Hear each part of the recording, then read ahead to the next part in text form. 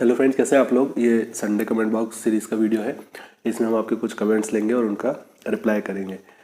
तो वीडियो शुरू करने से पहले अगर चैनल में नए हैं तो सब्सक्राइब कर लीजिएगा और बेल आइकन को क्लिक कर लें ताकि जो नोटिफिकेशंस हैं वो आपको मिलते रहे। चलिए शुरू करते हैं। मैं हूँ डॉक्टर हरिशंकर सोनी और आप देख रहे हैं इजी डेंटिस्ट्री। पहला कमेंट है साक्षी पाल का। लिखते हैं, सर दांतों में साइड फिलिंग होती है क्या, प्लीज़ रिप्लाई। ओके, बिल्कुल दांतों में साइड में भी फिलिंग होती है अगर ज़रूरत है तो, और दांतों के बीच में भी फिलिंग होती है अगर वहाँ पे कैविटी है, ख़राब हुआ है तो। अगर ज़रूरत है तो आप करवा सकते हैं। Thank you.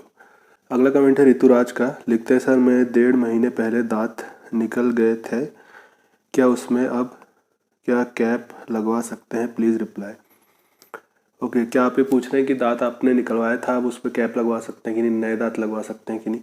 अगर आप ये पूछ रहे हैं तो बिल्कुल, 1.5 महीने हो गया है, बिल्कुल आप लगवा सकते हैं। जो वूंड है वो हील हो गया होगा, घाव जो है आपका भर गया होगा अच्छे से, तो अब आप लगवा सकते हैं। Thank you.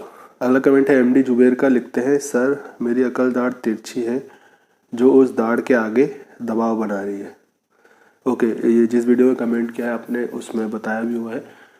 जब अगर आपकी दाढ़ तिरछी है और दबाव बना रही है तो आगे वाले दांतों को धीरे धीरे ख़राब करेगी, और जो अकल दाढ़ है उसको जनरली हम यूज़ नहीं करते हैं, तो बेटर होगा उसको आप निकलवा दें, आगे के लिए हमारी प्रॉब्लम सॉल्व हो जाएगी। Thank you. अगला कमेंट है श्वेता सहाने का। लिखते हैं, कोरोना में स्केलिंग बंद क्यों है।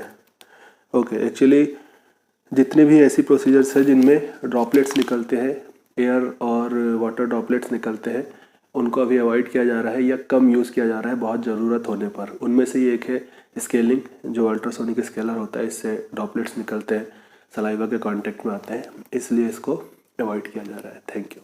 अगला कमेंट है इट्स माय टर्न बीबी का। लिखते हैं, विच फाइल यू यूज्ड सर। ये लिखे हैं पोस्ट पे, जो फाइल से एक्सट्रैक्शन का पोस्ट डाले थे एंडोडोंटिक फाइल से, उस पर ये लिखे हैं। तो इसका जो एक्सप्लेनेशन वाला वीडियो है वो डाल दिया हुआ है मेंबरशिप ऑप्शन में। अगर आप डिटेल में समझना चाहते हैं तो ज्वाइन बटन को क्लिक करें। एक्सक्लूसिव मेंबरशिप में आपको रजिस्टर करना पड़ेगा, आप वीडियो देख सकेंगे। Thank you. अगला कमेंट है मनीषा आहूजा का। लिखते हैं, सर मेरा अपर जॉ का सेकंड लास्ट टूथ एक्सट्रैक्ट हुआ था, तो अब उसकी जगह इम्प्लांट कराना ज़रूरी है, क्वेश्चन मार्क, और अगर नहीं कराए तो क्या होगा, प्लीज़ रिप्लाई।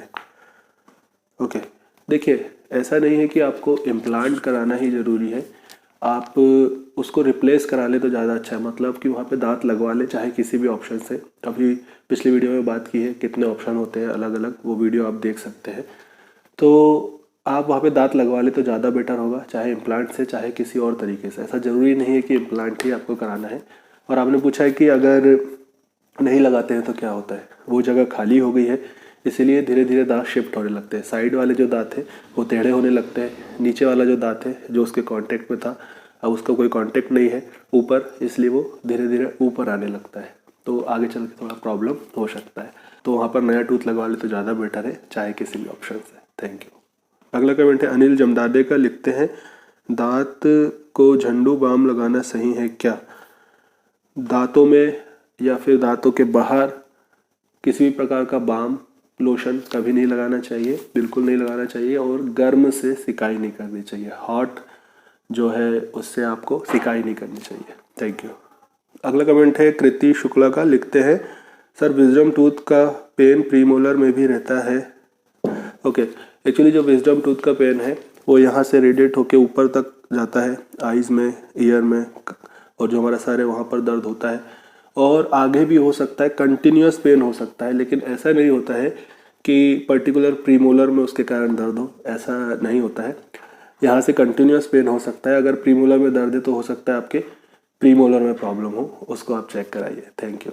अगला कमेंट है मनीष का। लिखते हैं, sir after completion of process कोई चांस रहता है प्रॉब्लम ऑफ टीथ गैप होने का। ये ब्रेसेस वाले ट्रीटमेंट का जो वीडियो है उस पर बताया है कि ब्रेसेस लगवाने के बाद जब उसको हटा देते हैं तो गैप हो सकता है क्या, ये पूछ रहे हैं। इसके बाद रिटेनर्स आपको दिए जाते हैं, प्लेट्स एक पहनने के लिए दी जाती है कुछ टाइम के लिए, वो आपको पहनना होता है, और ज़रूरत होती है तो एक लिंगुअल वायर, मतलब अंदर से वायर अटैच कर दिया जाता है, बहुत बारीक पतला सा वायर होता है, उसको अटैच कर दिया जाता है, तो ये प्रॉब्लम नहीं होती है, वापस से गैप होने की प्रॉब्लम नहीं होती है। Thank you. अगला कमेंट है उर्मिला शर्मा का। लिखते हैं, सर टीथ क्लीनिंग के बाद वो कितने दिन बाद वापस शेप में आ जाते हैं, ये पूछना कि शायद सफाई करने के बाद वापस कब वैसे ही हो जाते हैं। तो आपको अच्छे से क्लीनिंग रखनी है, मेंटेन रखना है, तो वो काफ़ी समय तक चलते हैं। लेकिन जो गंदगी है, जो कैलकुलस है प्ला के, धीरे धीरे जमा होता ही जाता है। लगभग 6 महीने में थोड़ा बहुत जमा होता ही है, अगर आप अच्छे से क्लीन रख रहे हैं तो भी। इसलिए 6 मंथ में या फिर ईयरली कम से कम क्लीनिंग की आपको एडवाइस किया जाता है। Thank you. तो इस वीडियो में इतना ही। होपफुली आपको आपके आंसर्स मिल गए होंगे। अगर आपके भी कुछ कमेंट हैं, कुछ सजेशन है, तो वो नीचे कमेंट सेक्शन में आप लिख सकते हैं। ट्राई करेंगे नेक्स्ट संडे कमेंट बॉक्स में उनको इंक्लूड करने की। और आप मुझे अब इंस्टाग्राम पर भी फॉलो कर सकते हैं, लिंक आपको डिस्क्रिप्शन में मिल जाएगी। चलिए मिलते हैं नेक्स्ट वीडियो में। Thank you friends.